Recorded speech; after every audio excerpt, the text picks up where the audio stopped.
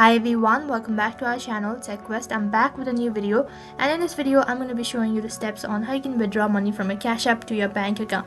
So make sure to watch this video till the end and follow the instructions as guided. While you're doing this method, make sure that you've already linked your bank account to your Cash App.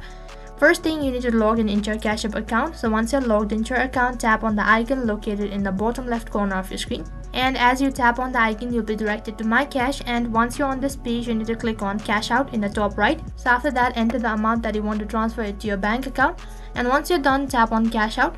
And next interface, for example, if you have a multiple bank account linked to your Cash App, then you need to select a particular bank account where you want to transfer. And in case if you only have one particular account linked to your Cash App account, then you do not need to do any of these options.